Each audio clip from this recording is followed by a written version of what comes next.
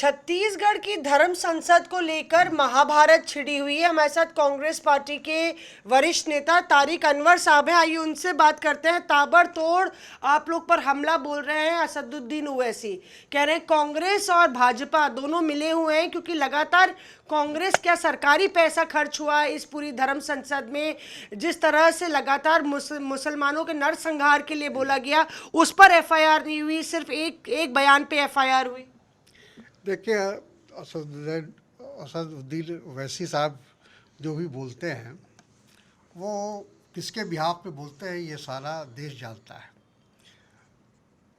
ये दोनों का एक कहा जाए कि मैच फिक्सिंग है और एक दूसरे पर ये हमले करते हैं और एक देश में माहौल को बिगाड़ने का काम कर रहे हैं और इसका सीधा सीधा फ़ायदा भारतीय जनता पार्टी को और संघ परिवार को मिलता है।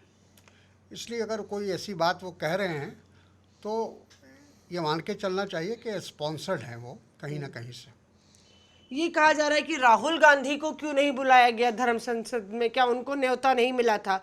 दूसरी बात कही जा रही है कि कैबिनेट रैंक के मंत्री थे, तमाम नेता थे जो बैठे रहे और वो चुप्पी साधे रहे पूरे इस मसले पर वहाँ पे। देखिए, जो भी हो ऐसे लोगों के खिलाफ कड़ी कार्रवाई होनी चाहिए, चाहे वो छत्तीसगढ़ हो, चाहे वो उत्तराखंड हो, चाहे वो उत्तर प्रदेश हो। जहाँ भी जो नफ़रत और घृणा पैदा करने की या फैलाने की कोशिश करते हैं किसी भी समुदाय से, उनके खिलाफ सख्त कार्रवाई होनी चाहिए। ऐसे लोगों पर देशद्रोह का मुकदमा चलना चाहिए। ओवैसी साहब पे आप आरोप लगा रहे हैं, वो उल्टा कहते हैं कि कांग्रेस और भाजपा जो है उनकी मिली भगत है, वो लगातार कट्टरपंथियों को, उग्रवादियों को संरक्षण देते हैं। देखिए, कांग्रेस का क्या इतिहास है, कांग्रेस की क्या विचारधारा है, ये सब लोग जानते हैं। तो जैसा मैंने कहा ना कि उनकी जो भाषा है या उनका जो भाषण है वो स्पॉन्सर्ड है और वो स्पॉन्सर्ड कहाँ से है ये भी सारा देश जानता है। तो इसलिए वो वही भाषा बोलेंगे जो उनको कहा जाएगा। दूसरा बड़ा मसला जो ओमिक्रॉन को लेकर बैठक हुई आज स्वास्थ्य मंत्रालय और चुनाव आयोग ने रिपोर्ट मांगी थी और बोला है कि वैक्सीन का जो डोज है जो 5 राज्य हैं उनमें तेज़ किया जाए।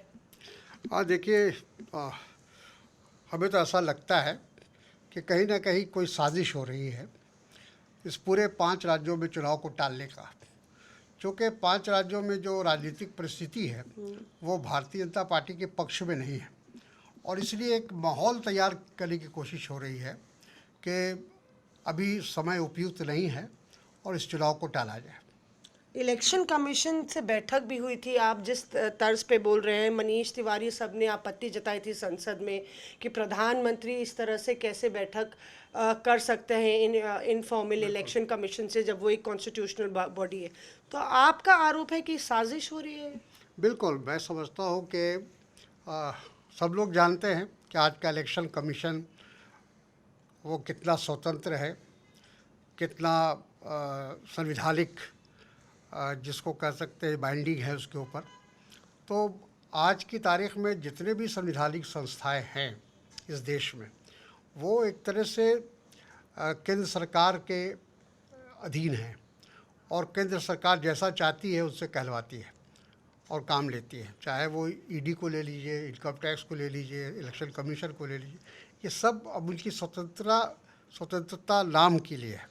तो ओमिक्रॉन का खतरा रियल नहीं है बल्कि चुनाव टालने की एक साजिश है कि ओमिक्रॉन को बढ़ा चढ़ा के दिखाया जाए। खतरा है, लेकिन अभी हम लोगों ने कई चुनाव झेले हैं और उस वक्त इससे भी बुरी हालत थी कोरोना की।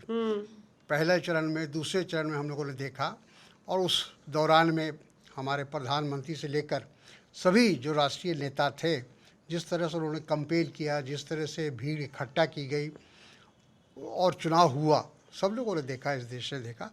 आज ये क्या कारण है कि ये काम पहले क्यों नहीं हुआ? पहले चुनाव जब हुए उसमें क्यों नहीं इस बात को उठाया लोगों ने? आज क्यों उठाया जा रहा है?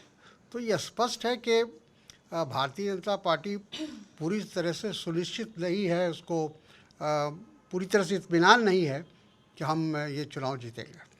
तो यहाँ पे तारिक अनवर एक बड़ा प्रहार करते हुए कहते हुए कि कहीं ना कहीं ओमिक्रॉन को लेकर पूरी साजिश हो रही है, क्योंकि भाजपा को लगता है कि उसकी पोजीशन बहुत अच्छी है नहीं और इसलिए चुनाव टालने की ये पूरी योजना बनाई जा रही है। कैमरा पर्सन प्रेम के साथ मौसमी सिंह, दिल्ली आज तक।